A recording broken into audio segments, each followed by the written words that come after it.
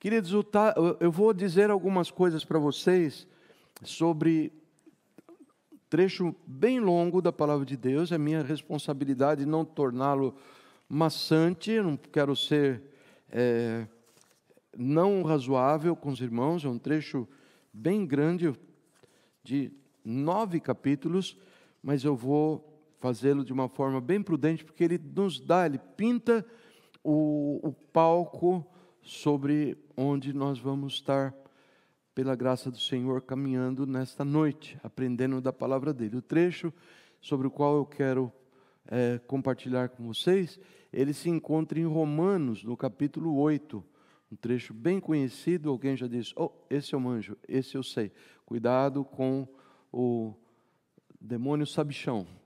Cuidado, não vá adiante. O Senhor sempre renova a sua palavra quando Ele fala conosco, amém? Então vamos prestar atenção na palavra de Deus. Antes de tudo, o meu salmo de entrada é esse, Salmo 95. Venham, adorem prostrados e ajoelhem diante do Senhor, o nosso Criador, pois Ele é o nosso Deus e nós somos o povo do seu pastoreio, o rebanho que Ele conduz.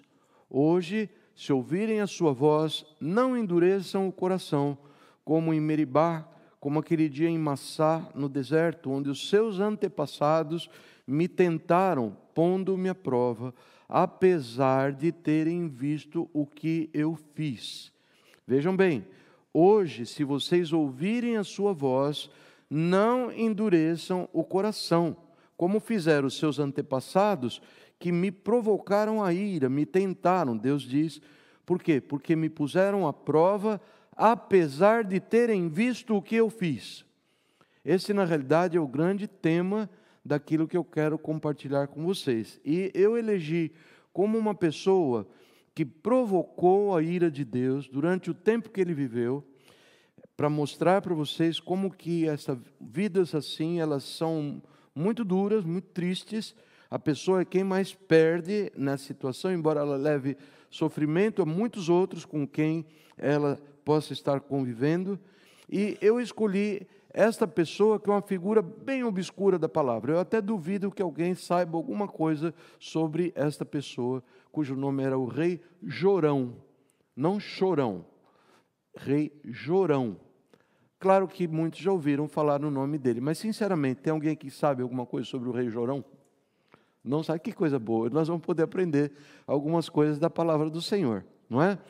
Então eu vou contar para vocês a história dele. Como eu disse, ela se encontra, apenas um dos textos, dispersos no livro, no segundo livro dos Reis, desde o capítulo 1 até o capítulo 9, e eu vou contar para vocês. Vocês vão reconhecer algumas passagens da vida do rei Jorão, porque são passagens muito conhecidas. Muito bem. Reinava em Israel um homem chamado Acasias.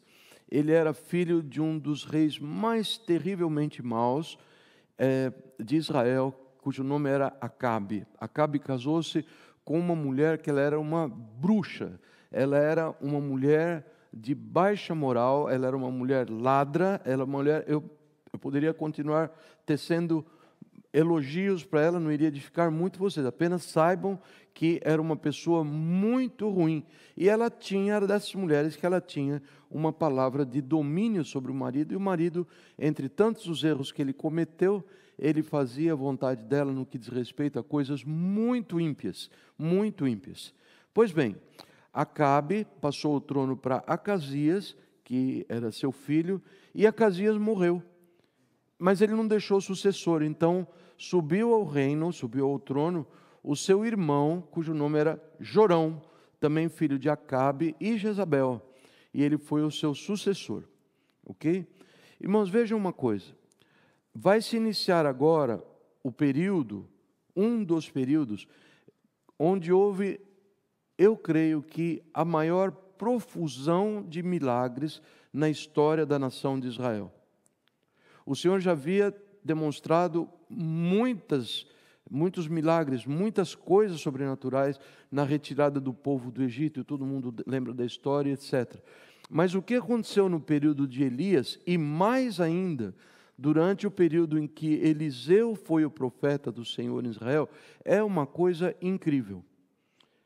E isto foi muito claro através da palavra, à medida que nós estamos aprendendo sobre o trecho de Eliseu. Vou compartilhar algumas coisas com vocês, que os milagres ocorreram por algumas razões muito bem definidas. Uma delas é para que houvesse glória ao nome do Senhor. Para que todos soubessem que aquela mensagem que era anunciada e que era pregada, e tantas vezes esquecida, ela era uma mensagem que você podia confiar se vivesse naquele tempo. Por quê? Porque os feitos do Senhor a confirmavam. Esta estratégia no mundo espiritual, ela tem sido usada pelo Senhor muitas vezes. Estava lendo um trecho que eu não vou falar a respeito dele hoje, na igreja primitiva, lá em Atos capítulo 4. João e Pedro foram aprisionados, e a história é muito longa, e quando eles foram libertos, eles foram procurar o povo, a igreja, e ali então o povo começou a orar, uma oração muito sentida, uma oração onde eles não estavam pedindo a Deus nem um favor pessoal, nem que os livrassem da perseguição, muito pelo contrário, eles oravam pedindo assim: Senhor, nos capacita a falarmos com coragem do Teu Evangelho.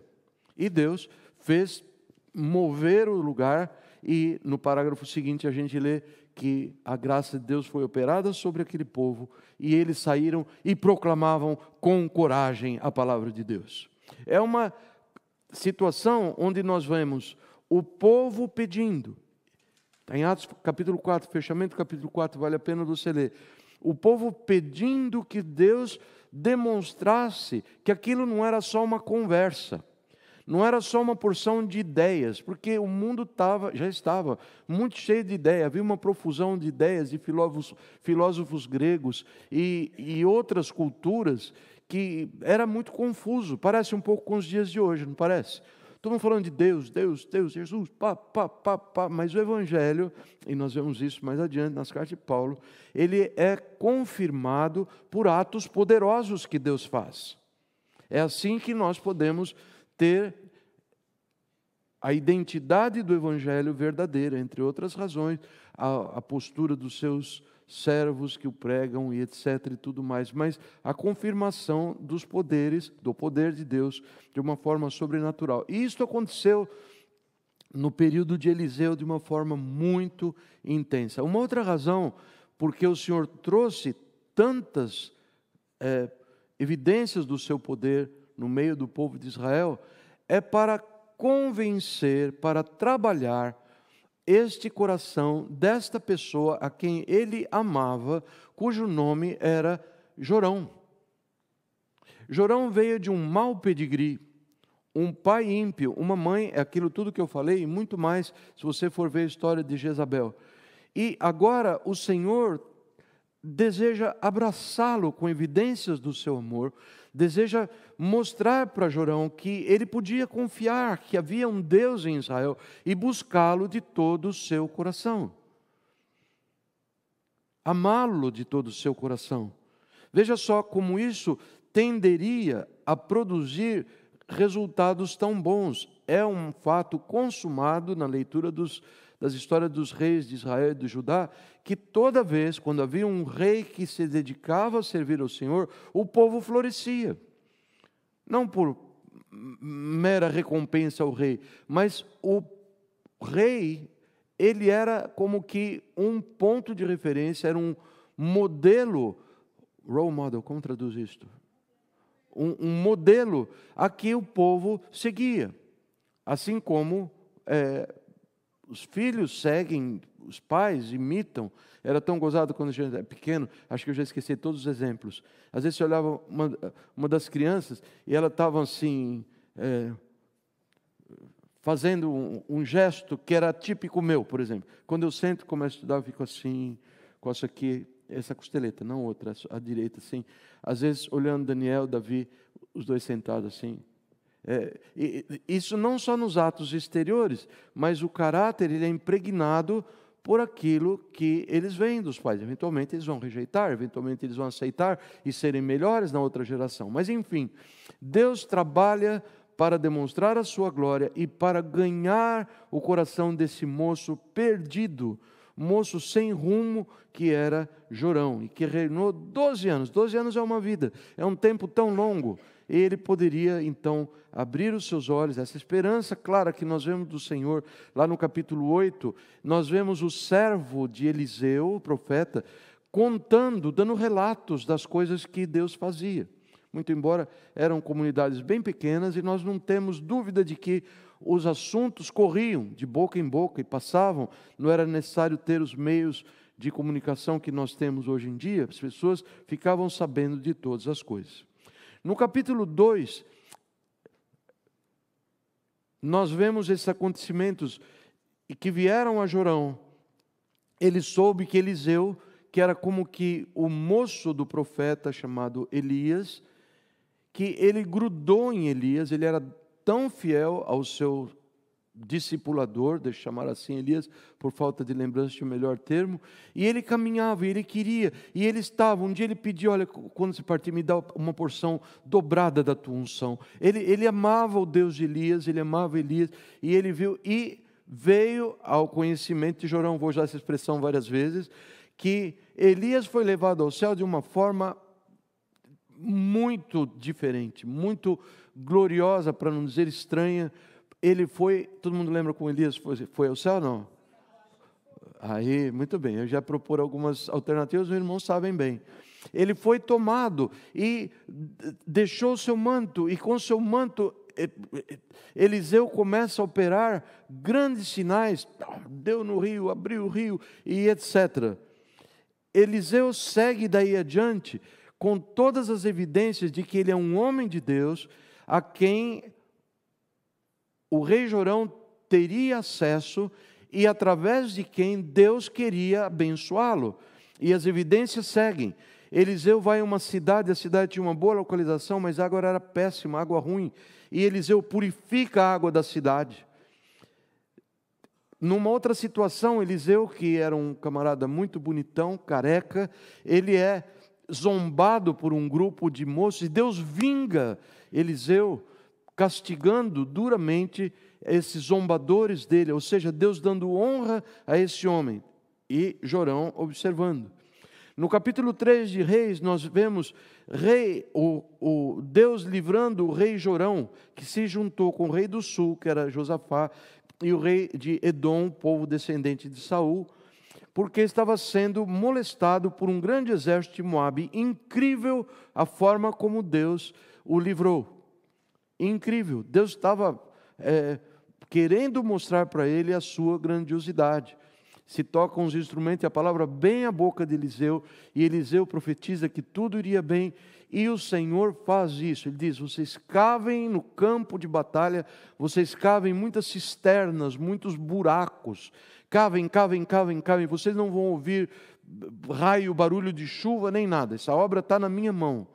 E aí aconteceu desta maneira, que quando os exércitos estavam perfilados, e o sol veio e nasceu, o exército de Moabe estava numa tal posição que Deus enviou água, e as águas cobriram toda a planície, e os ocos, os buracos se encheram de água, e quando o sol surgiu, os moabitas olharam, e o brilho do sol nascente tornou vermelhas aquelas águas, uma impressão ótica, e isto convenceu o povo dos moabitas de que teria havido alguma forma de desentendimento entre os três exércitos, o exército de Jorão, o exército de Judá e o exército dos descendentes de Saul, e que eles brigaram entre si e derramaram sangue um do outro. Falaram, opa, vamos lá só pegar o despojo.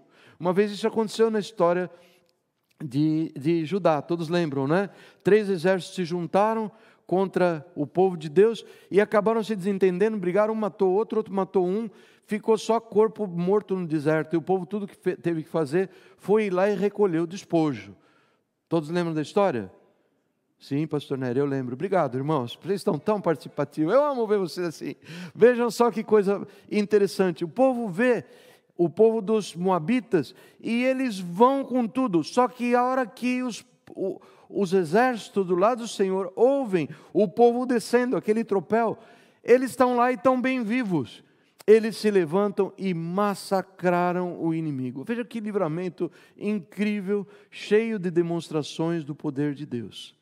No capítulo 4 de 2 Reis, o Senhor continua mostrando o seu poder para o profeta, através do profeta Eliseu, fazendo milagres. Uma pobre viúva com seus 2 filhos iriam ser vendidos como escravos, porque acabou tudo em casa. A nação estava passando momentos muito difíceis financeiramente, havia fome em vários lugares, e o Senhor usa do seu poder para multiplicar o azeite, para aumentar o volume do azeite. Essa mulher seguramente se tornou uma das mulheres mais ricas de Israel, se pôde vender todo o azeite através do qual o Senhor que resultou da multiplicação de uma pequena botija que ela tinha.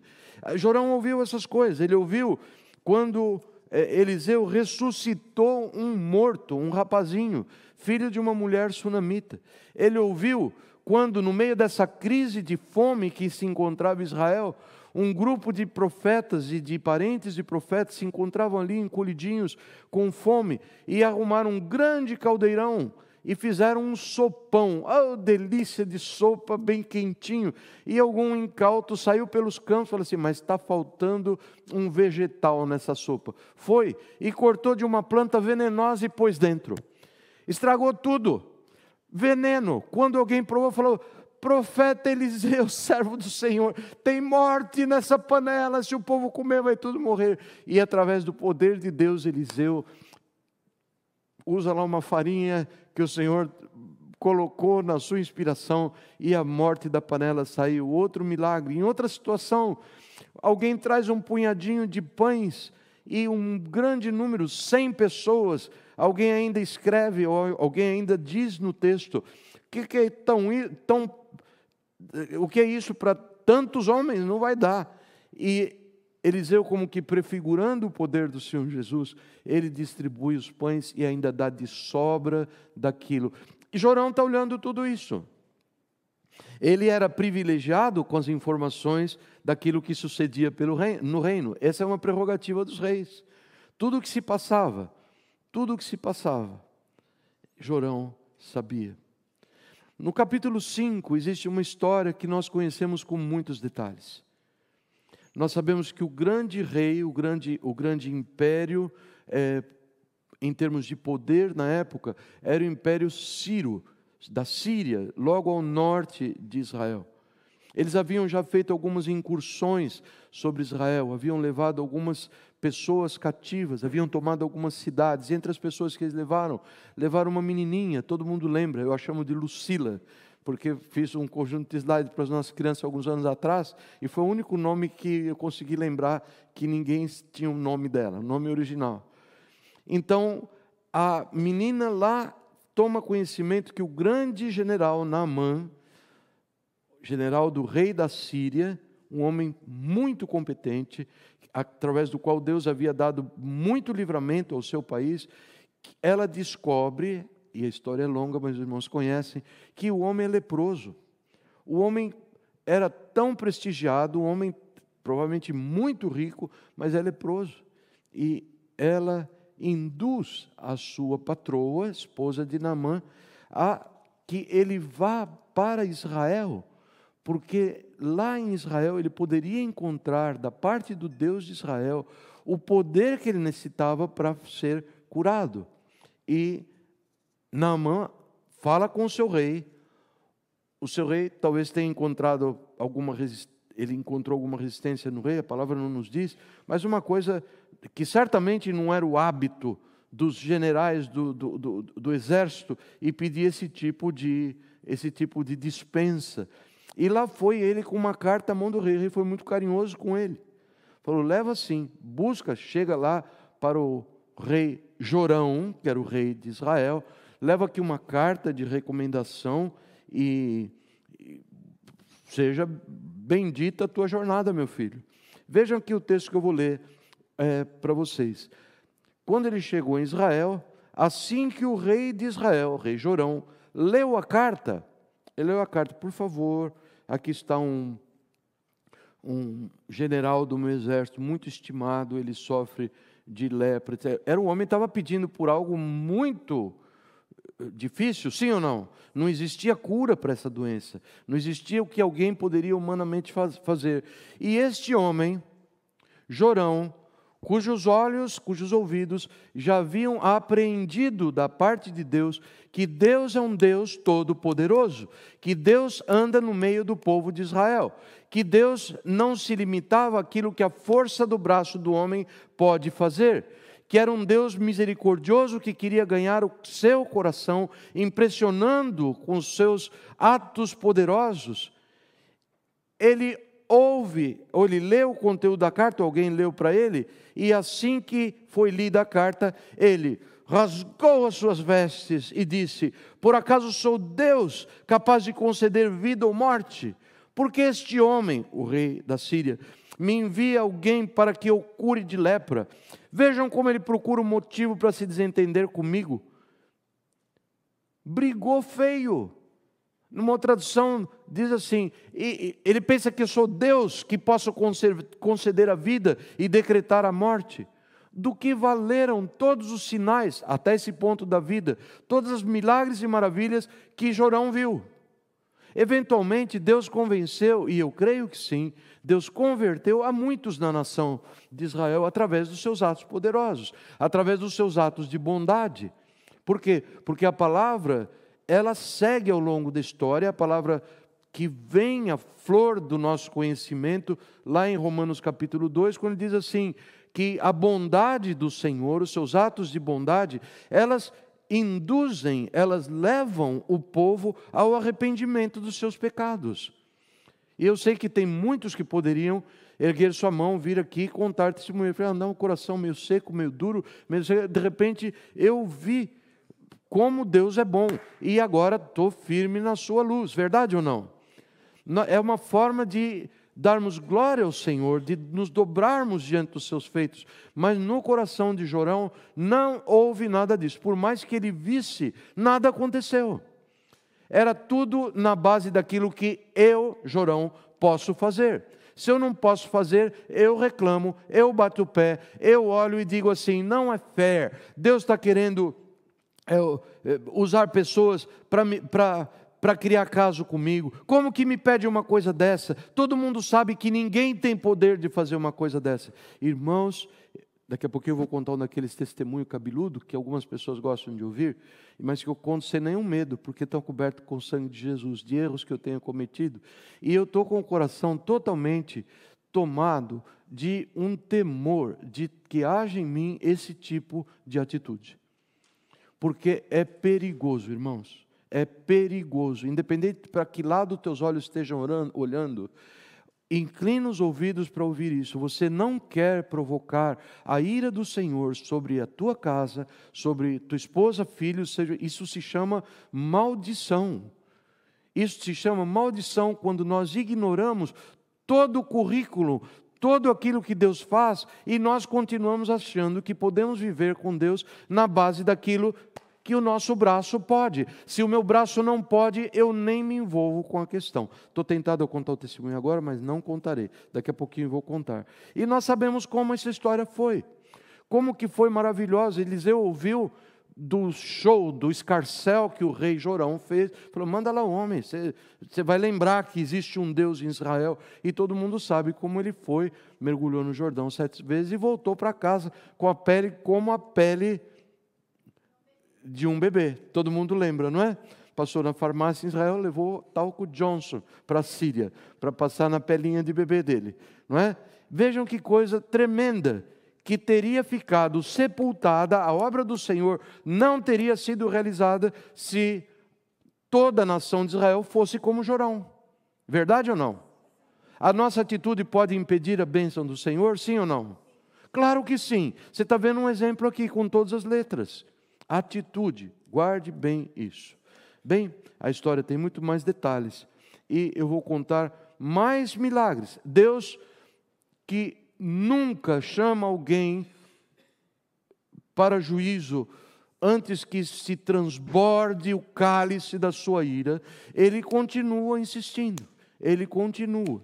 É uma pena que eu não tenha trazido o texto hoje, lá de Eclesiastes capítulo 8, onde ele diz assim, que o ímpio no seu coração, ele olha a situação do mundo, ele faz uma avaliação, e ele diz assim, Deus não vai fazer nada comigo. Eu olho e vejo que o mal que eu faço, ou o bem que eu deixo de fazer, não tem consequência nenhuma. Mas ele não sabe que os seus dias estão prestes a ser cortados pelo Senhor. Ele está numa posição de perigo, onde ele poderá ser duramente julgado pelo Senhor, e a sua descendência, e os seus bens.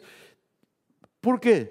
Porque Deus é um Deus misericordioso. Eles não atinam para o fato de que a ausência de problema é só temporária, quando nós estamos abusando de Deus.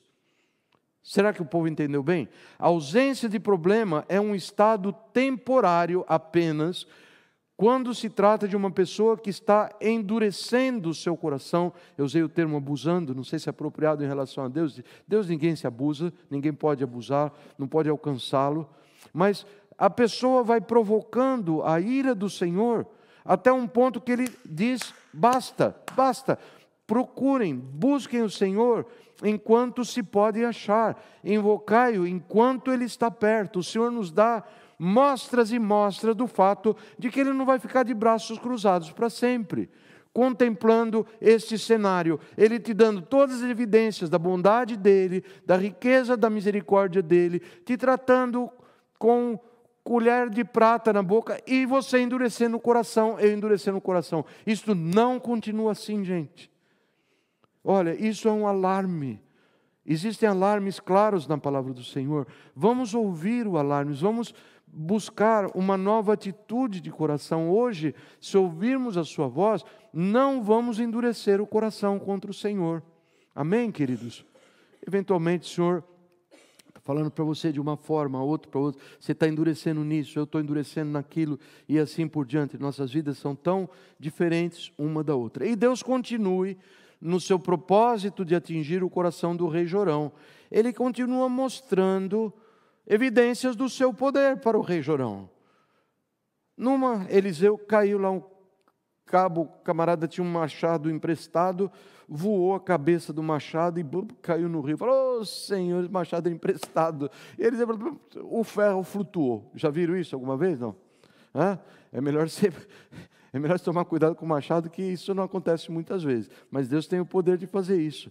Numa outra situação, o rei da Síria começa a pressionar o poderoso para vir contra Israel. Contra Israel. E o rei da Síria, à medida que ele se movia os seus acampamentos militares, ele percebia que ele não conseguia pegar o povo de Israel. Ele não conseguia encontrar pessoas que estivessem assim na sua rota de invasão.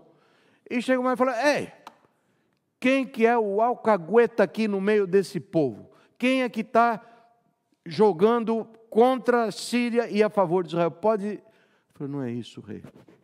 Viu um camarada prudente que... Rei, obrigado, querido. Obrigadão, viu? Uma aguinha. Servido, irmão? Obrigado. Não, pastor Nery, obrigado. Vejam só. Quem é que está denunciando os meus planos? Eu falei, não é isso, rei. É que nessa nação Israel tem um servo do Senhor lá, que eles têm um Deus poderoso, e eles têm um servo de Deus que abre a boca e o Deus vai livrando o povo. O rei ficou furioso, o rei da Síria, e falou assim, vocês vão ver o que eu vou fazer com ele. Eu vou descer contra ele, e o exército desce para pegar Eliseu, para capturá-lo. E quando Eliseu sabe da questão, uma oração, Deus fere o povo do exército da Síria de cegueira. Todo o exército ficou ali, sem saber que direção seguir. E o servo de Eliseu, no processo, fica apavorado de ver um tal exército daquele vir contra eles, com cavalos treinados e aquela coisa toda. E o Senhor diz para ele, através de Eliseu, não tenha medo, filho. Eu vou ver que que você saiba que aqueles que estão conosco são mais poderosos do que o que estão no mundo. Parece 1 João 4,4, né? Maior aquele que está em nós do que aquele que está no mundo. Vê, a palavra de Deus não é muito diferente em todos os seus setores. Não tenha medo, não tenha medo. E orou, falou: Senhor, o rapaz aqui está morrendo de medo. Medo é uma coisa dura. Abre os olhos dele para que ele veja. Abriu os olhos do rapaz e viu as colinas cheias de cavalos e carros de fogo, tudo cercando a Eliseu e o povo de Deus. Tremendo, tremendo. E o povo desce, fica ferido de cegueira. E Eliseu bondosamente os conduz. Eles aceitam ser conduzidos, são tomados pelos vales, pelos montes e chegam, e Eliseu os deixa no meio da Praça da Sé. Se fosse em São Paulo, esse é o ponto central. No meio da Praça de Samaria. E de repente, abriu o olho todo mundo. Eles estão no meio, estão nas mãos do rei Jorão. Se o rei quisesse matá-lo, se o rei quiser, ele teria o poder de fazê-lo.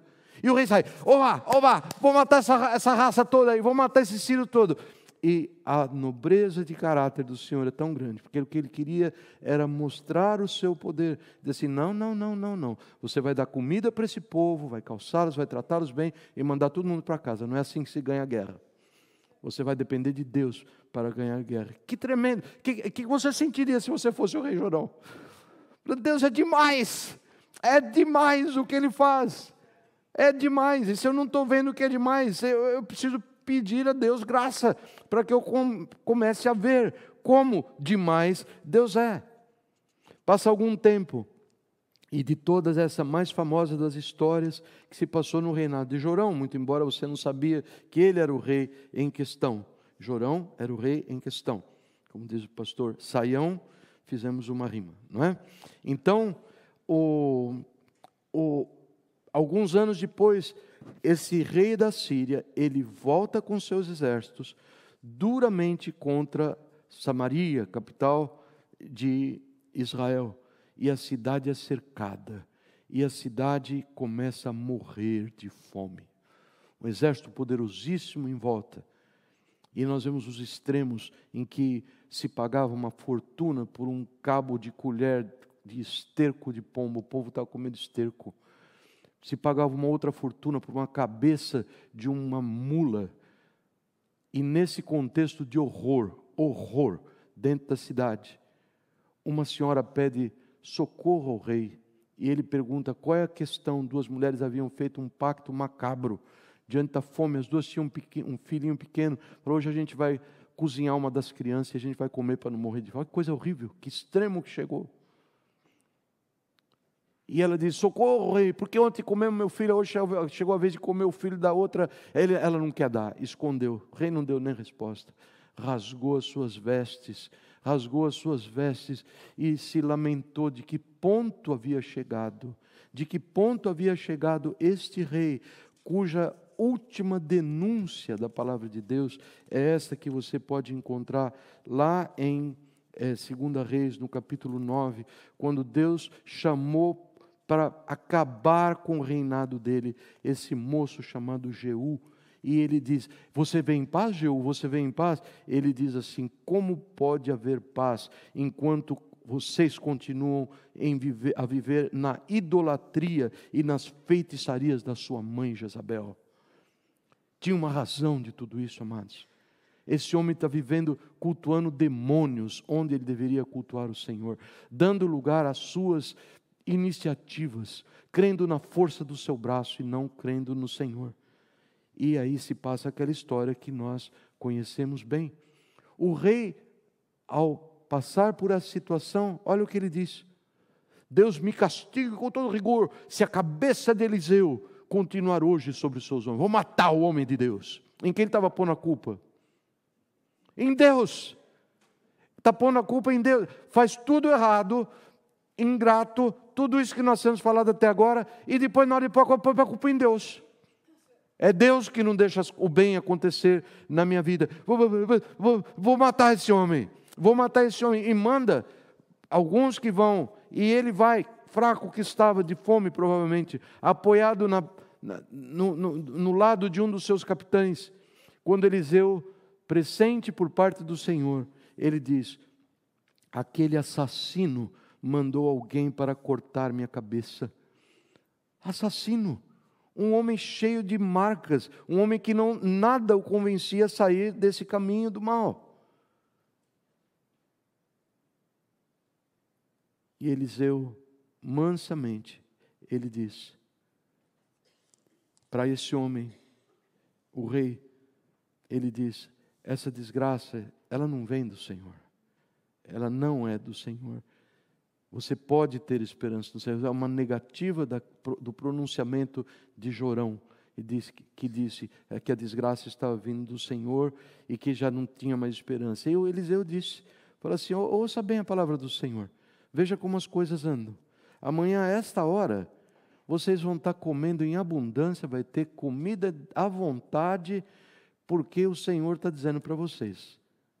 E o capitão, em cuja mão o rei estava apoiado, falou: nem que Deus fizesse abrir janela no céu, não ia, isso não é possível acontecer. E Eliseu diz assim: você, moço, você vai ver com os teus olhos, mas você não vai provar, porque no teu coração você não creu. Olha que espetáculo aos olhos de Jorão, porque tudo isso aconteceu do jeito que Eliseu falou. Tudo isso aconteceu.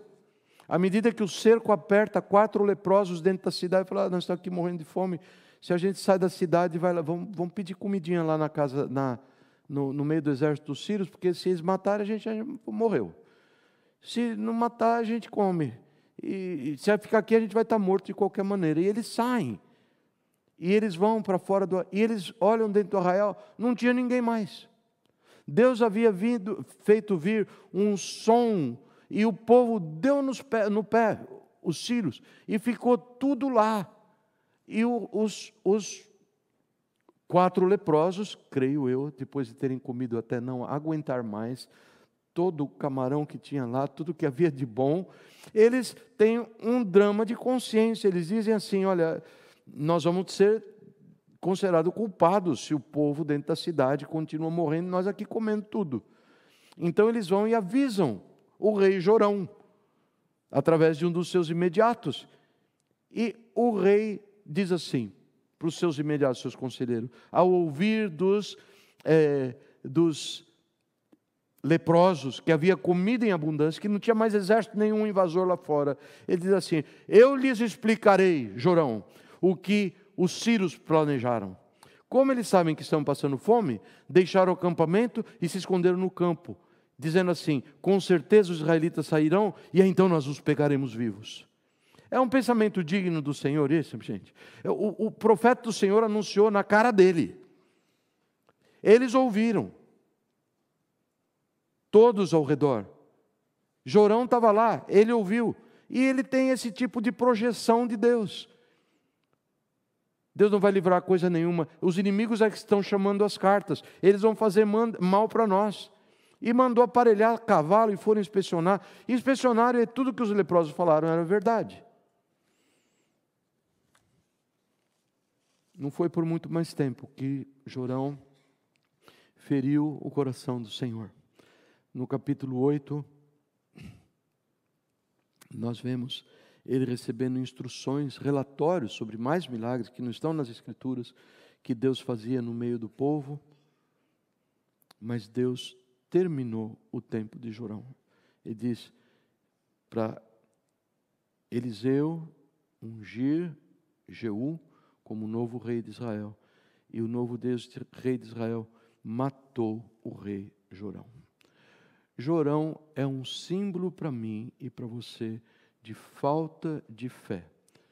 Esse é um problema seu ou não? É um problema meu. É um problema meu. Nós não temos, eu não tenho. E a palavra nos dá a entender que nós não temos permanecente em nós a fé. Nós temos que viver grudados na palavra do Senhor para que a fé se renove, para que ela se fortaleça. Nós temos que ouvir a palavra de Deus. Por isso que ainda tem o capítulo 8 inteirinho de Romanos para ler para vocês, porque ninguém pode ir embora sem saber como usar essas verdades. Não basta saber, tem que ter fé, tem que ter fé, tem que ter fé. Você sai daqui na primeira curandeira, ela vai dar uns passes e você vai sair achando que tem fé. O povo tem sido ludibriado por todas as manobras do inimigo, achando que tem fé. A fé tinha mesmo minha vovozinha, porque ela era tão cheia de fé, era muito fezenta, aquela mulher. Não existe isso, gente. Nós temos que pedir misericórdia de Deus. A palavra do Senhor nos diz que Ele Ele é o autor, Jesus é o autor e Ele é o consumador da fé. Veja 1 Pedro 1:21, por meio dele, Jesus, vocês creem em Deus. É por meio dele. O que é por meio dele? Através dele, é por causa do poder de Jesus, Ele opera a fé em nós. E Hebreus 12 nos diz, mantenha os olhos fitos em Jesus, que é o autor e consumador da fé. E nós temos todas as formas de nos iludirmos. Dentro de mim, dentro de muitos de vocês, talvez existe essa impressão de que nós temos que ver mais e mais e mais. E nós temos que estar atentos para esta atitude de insulto contra o Senhor e pedirmos para Ele que nos encha da fé na Sua palavra. Fé não é só crer nas coisas que se esperam e ter certeza das coisas que se veem. Verdade? Fé também significa eu basear os meus atos e decisões naquilo que eu acredito. Ouviram bem? Será que existe um amém, um miado de amém aí? Fé não é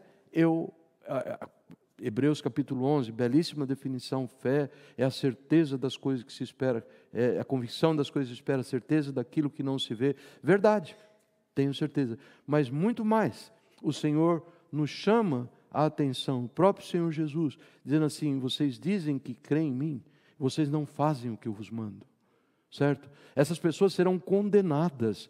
Essas pessoas passam por adversidades até que se convertam ao Senhor nesta vida, ou talvez se converteram, estão numa crise de fé.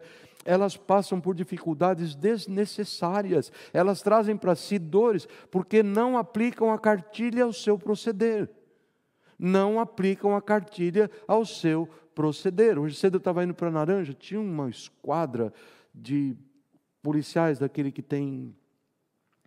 gira um negócio em cima, não sei o nome disso, azul, um azul bonito e vermelho. Estava pegando todo mundo e pondo na beira da estrada. Você viu também, seu, indo para Naranja? Não sei o que é. E então estava aquela situação toda. Mas deu um descanso. Bom, primeiro que reduziu um pouco a velocidade, estava um pouquinho muito demais. Reduzi um pouquinho a velocidade e fui. Ah, que sentimento bom.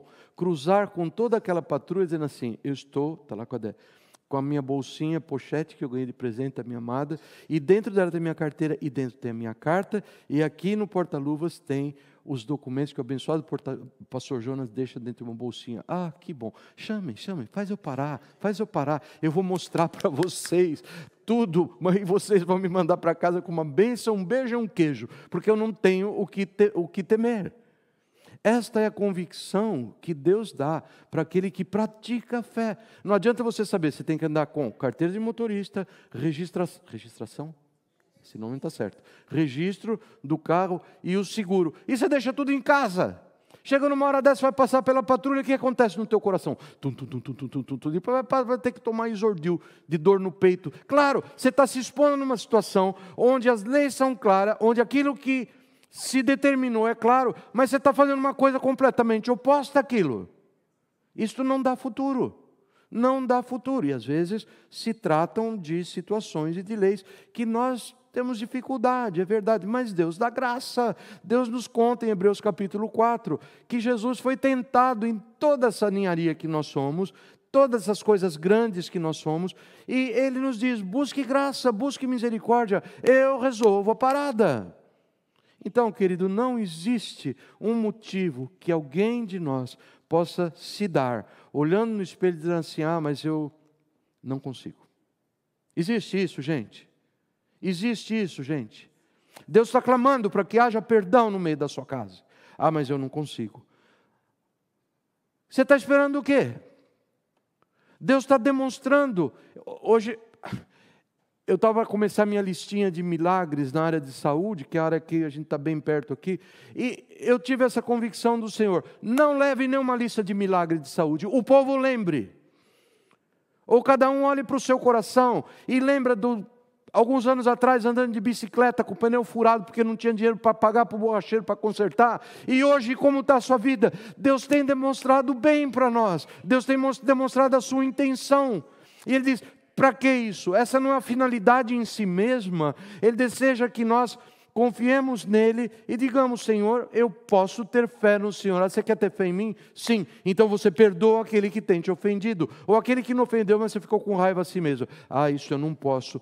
Isto não faz sentido. Isso vai trazer dores desnecessárias, povo querido. É previsível que as dores virão.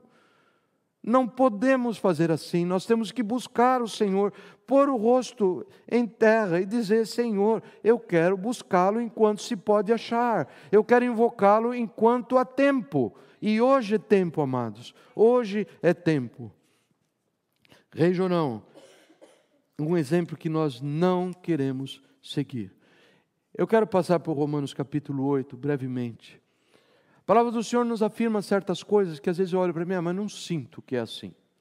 Tremenda ofensa para Deus. Verdade ou não? Eu não sinto que é dessa maneira, mas a palavra diz que é assim. Essa palavra que tem atravessado os milênios para chegar até nós. Mas eu não sei se é assim. Vejam só, quero contar para vocês uma coisa. Olha que dado interessantíssimo, você vai gostar de saber. Nesse livro de Romanos, que tem 16 capítulos, até o capítulo 8... que eu vou ler algumas coisas dele aqui para você. Até o capítulo 8, a palavra Espírito, se referindo ao Espírito Santo, aparece uma vez. Uma vez. Lá no comecinho, Romanos 1, 4. No capítulo 8, só no capítulo 8, a palavra, o Espírito Santo, aparece 20 vezes. Isso quer dizer alguma coisa, não? O Senhor quer revelar algumas coisas. Ele nos conta, ao fazer uso dessas 20 expressões, 20 vezes que Ele menciona o Espírito Santo, que Ele nos livra do pecado e da morte. Uma das coisas que Ele diz, digam: o Espírito Santo me livra do pecado e da morte. Agora diz para você mesmo: Zé Roberto Neri, pode crer nisso, porque é Deus que diz. Fala o seu nome. Débora, pode crer nisso, porque é Deus que fala. Até que ponto eu vou ficar diante do Senhor, ouvindo a palavra dEle, e numa atitude de deboche? Não podemos fazer isso. Podemos, gente? Não. Veja só, o Senhor nos diz, os trechos estão todos aqui, eu vou dar para os bereanos que vierem me cercar. Pode vir, bereano, eu estou munido, igual eu estava munido de carta de motorista, tudo aqui direitinho, só que eu não quero abusar o tempo de vocês.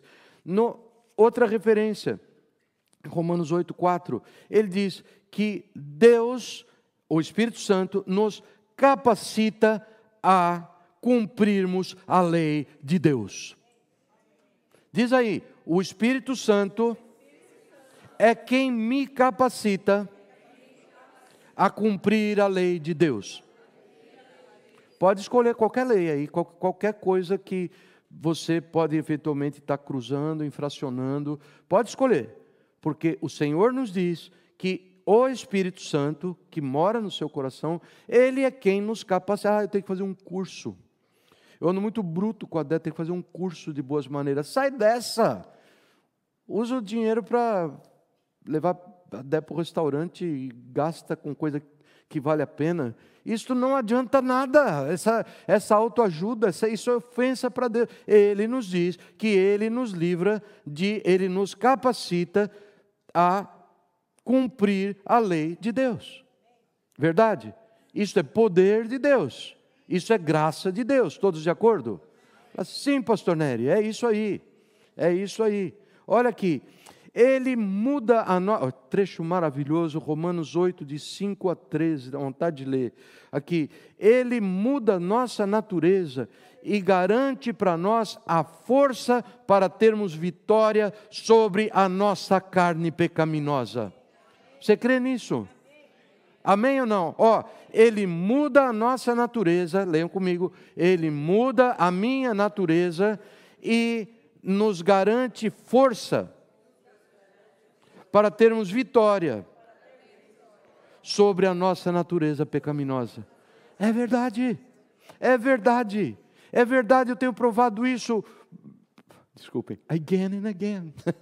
Você vai fazer graça com vocês, isso acontece toda hora. Eu tenho falado na ceia do Senhor 2 domingos atrás, diz para o Senhor, e muitos repetiram comigo, diz assim: Senhor, eu perdoo, agora está na tua mão, o Senhor cuida do resto. Sabe o que o Senhor tem feito? Ele tem perdoado. através do poder dele, tem sumido uma porção de porcaria da minha cabeça. E o diabo põe mais porcaria, vamos levar para o Senhor.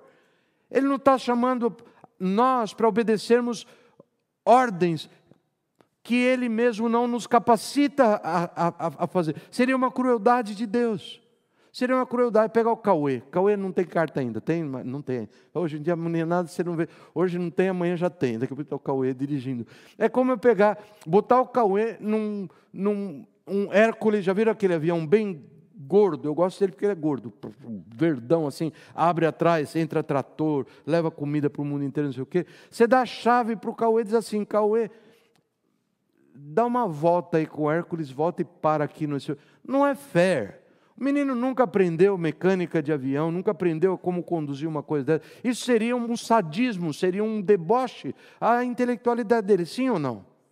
Mas nós estamos falando sobre um Deus que deixou em mim, deixou em você um espírito que muda a minha natureza, para que eu queira fazer a vontade dEle e que me dá força para fazer a vontade dEle. O que é que eu tenho que fazer? Pedir para Ele fazê-lo. Porque Ele também, o Espírito, Ele me convence de que eu estou em pecado. Ele convence que se eu não sair do pecado, Ele trará justiça sobre mim. E se eu me endurecer, mesmo com a justiça de Deus, Ele me levará a juízo. Bem conhecido o texto, não é verdade? O Espírito que nos convence do pecado, da justiça e do juízo. Ao me convencer do pecado, o que o Senhor deseja? Olha, eu vou dizer para vocês, baseado na história de Jorão, olha para o lado e veja: Senhor, será que vale a pena eu endurecer contra o Deus maravilhoso, dadivoso, bondoso, amoroso que o Senhor tem sido? Acho que não vale não. O Espírito Santo faz isso em nós. Às vezes a gente fica preso, existe certo gosto por certas carniças, por certas coisas que o mundo coloca. Nós temos que clamar para o Senhor.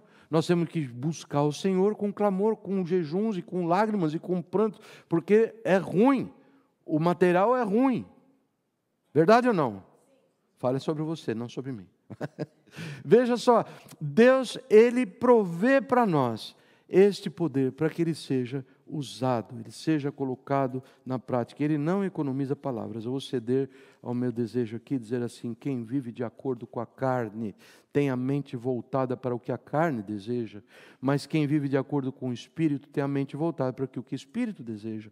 A mentalidade da carne é morte, meus irmãos, mas a mentalidade do Espírito é vida e paz.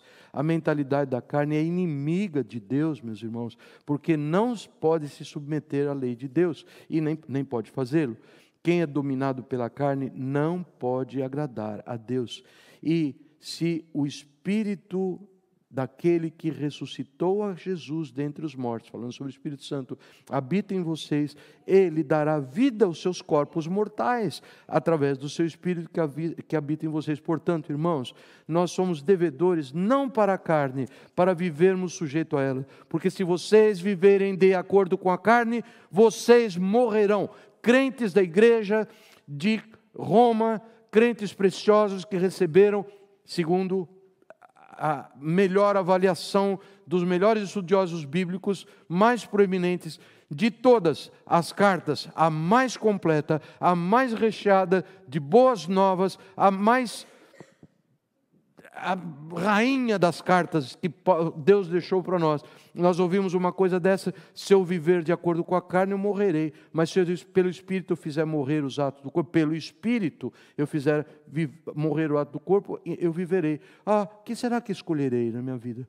Quero morrer? Quero levar cacetada o resto da vida, ver minha família se perder, ver meus filhos se perderem, ver tudo que a minha mão pôde produzir com a graça de Deus se perder, escorrer entre os dedos? Ou eu vou dizer: Senhor, me ajuda, eu quero viver pelo Espírito, não quero viver pela carne. É difícil essa escolha, amados? Não pode ser difícil, não pode. Existem certos particulares sobre os quais nós não falaremos hoje. Existem certas situações onde o Espírito está cativo a certas coisas, questões de vício e tudo, mas não pertence à nossa conversa do dia de hoje. Outra, só mais dois.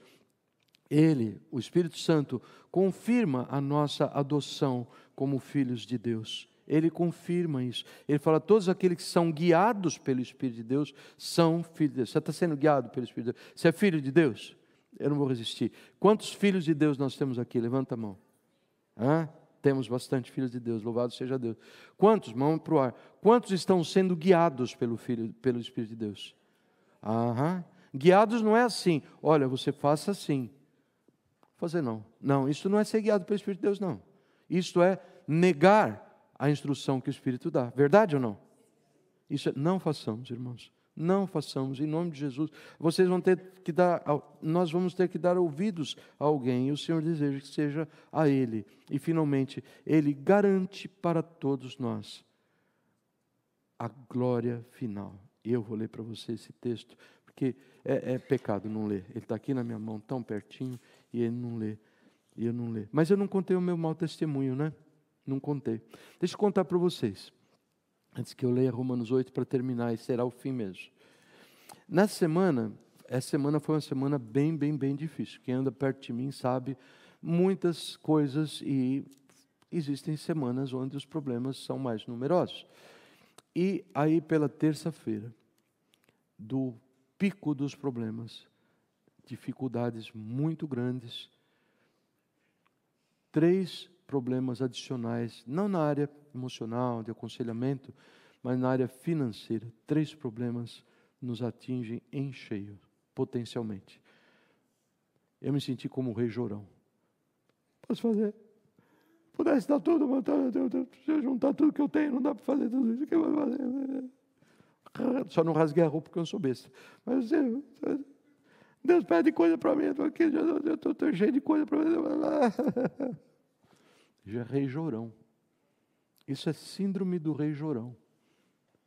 Porque em menos de 24 horas, os 3 problemas foram solucionados pela intervenção do Senhor. Eu vou contar um deles apenas, só por preferência minha, um deles apenas.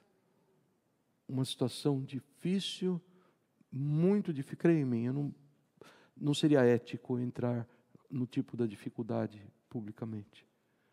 Nós viemos para orar, e oramos pelo problema, e terminou a reunião da oração. O servo precioso do Senhor falou assim, pastor, tem um tanto de uma reserva, um dinheiro, está lá no Brasil e vou manter lá porque pago um imóvel, alguma coisa assim, mas eu queria tirar o dízimo disso e dar o dízimo, tem uma importância boa, e será que teria um jeito? Como é que faz? Dá para o Good Samaritan, dá talvez para a caixa da igreja e tudo. E eu fui pensando, será, lá no coração, isso é coincidência, rei Jorão, não é? Isso não vai acontecer nunca, rei Jorão. Peguei no braço do irmão aqui fora, já na grama aqui. Ô irmão, nós temos uma necessidade assim, lembra que nós oramos agora há pouco? Ele não tinha nem, me parece que nem estava lembrado. É claro, pastor, vamos suprir a necessidade dessa irmã assim. Todas as 3 necessidades estão tomadas conta. Este é o poder do nosso grande Deus. Este é o poder do nosso grande Deus, que nos diz assim, Paulo diz assim, considero que os nossos sofrimentos atuais não podem ser comparados com a glória que nos será revelada. A natureza criada aguarda com grande expectativa que os filhos de Deus sejam revelados, pois ela, a natureza, foi submetida à inutilidade não pela sua própria escolha, mas por causa da vontade daquele que a sujeitou, na esperança de que a própria natureza criada será libertada da escravidão, da decadência que se encontra, recebendo a gloriosa liberdade dos filhos de Deus. Sabemos que toda a natureza criada geme até agora com dores, como com dores de parto, e não só isso, mas nós mesmos que temos os primeiros frutos do Espírito, gememos interiormente, esperamos com ansiedade a nossa adoração de filhos, a redenção do nosso corpo, pois nessa esperança fomos salvos. Mas esperança que se vê não é esperança quem espera por aquilo que está vendo. Não, mas se esperamos o que não vemos, aguardamo-lo pacientemente. Da mesma forma, o Espírito nos ajuda em nossa fraqueza, pois não sabemos como orar, nem como orar, mas o próprio Espírito intercede por nós, com gemidos inexprimíveis, e aquele que sonda os corações conhece a intenção do Espírito, porque o Espírito intercede pelos santos de acordo com a vontade de Deus.